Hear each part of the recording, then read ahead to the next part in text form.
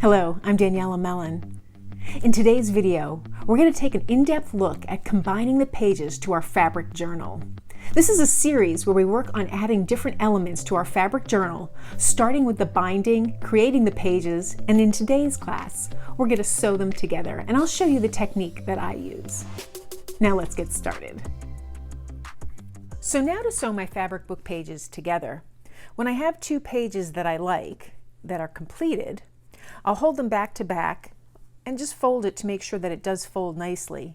Then I can add a pin if necessary. I'll take thread that either blends, stands out, depending on the colors that I want to use, or coordinates in some way. And in this case, because one side of my page is red and the other is orange, I can get away with a red quite nicely. Now this embroidery floss is not a shiny one, it's not a satin one, it's a kind of a cottony one, which is fine, but I like to use a little bit of beeswax. So I just hold the thread and run it through the beeswax, and this just coats it with a little bit of beeswax, and that helps me prevent tangles.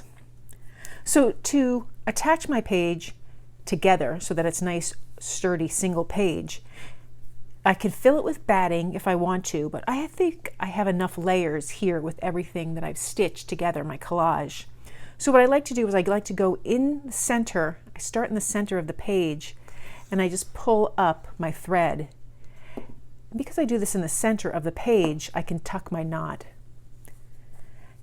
Go close to the edge of the page, and then I can do any type of stitch. I can go right over and make teeny stitches. And by doing this, I'm uniting the two pages. Now I don't have to go around the edge. I can just do like a running stitch up and down. It's just I happen to like this stitch. So I just go around over and over again. You could do a whip stitch.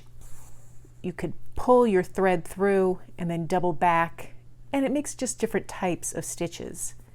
But I'm just going to come around here and join my pages together, just so you can see my process.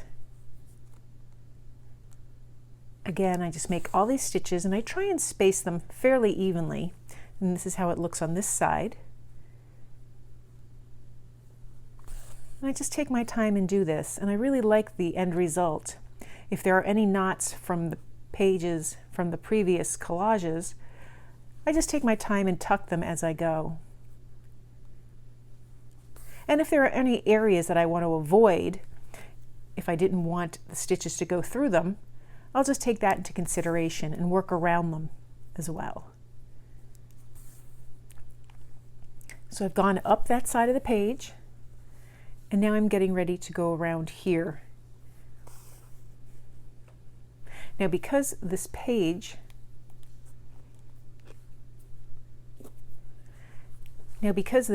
with the red is a little bit bigger, I can either fold it over or just let it kind of fall naturally, which is what I'm going to do. I'm not going to pull my thread so snug that it rolls it, but I could if I wanted to. I'm going to make it a little looser, just so that there's a little bit of texture from my stitches.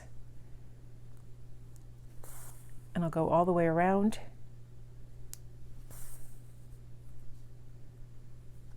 Until I come to the end of that page.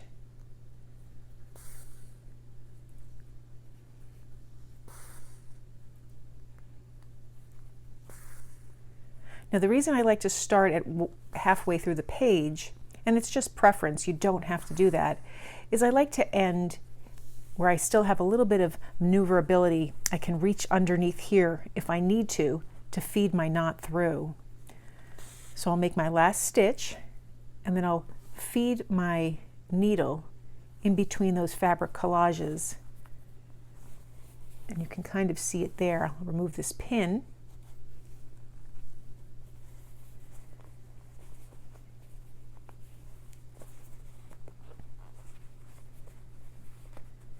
And I can pull my needle through. Again, I don't want to pull it too snug, just enough to make it work. And then I'll come back here to where I started, right in the center of the page, and continue.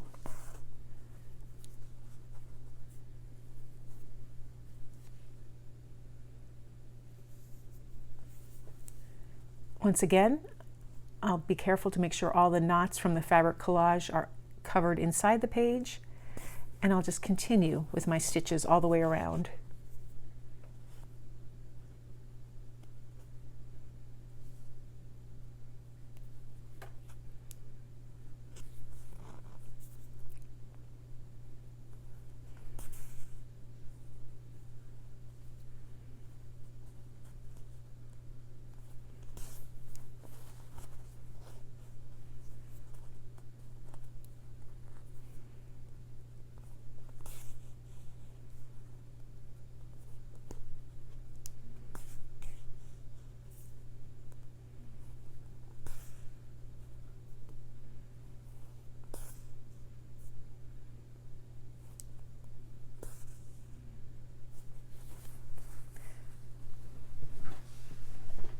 Turn my book to the side and continue on that last part of the page.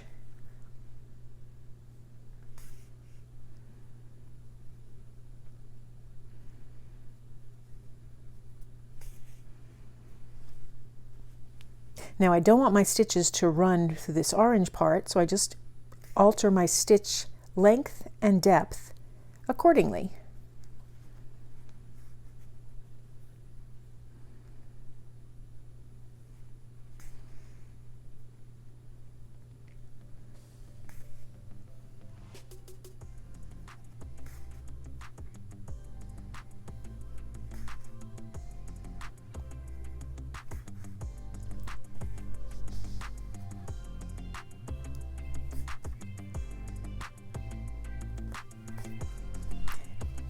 Once I get to the end of where I want to sew it, I can try and maneuver my stitch back in there, or because I'm not done with this page yet, I'll just pull my stitch across to here and knot it off.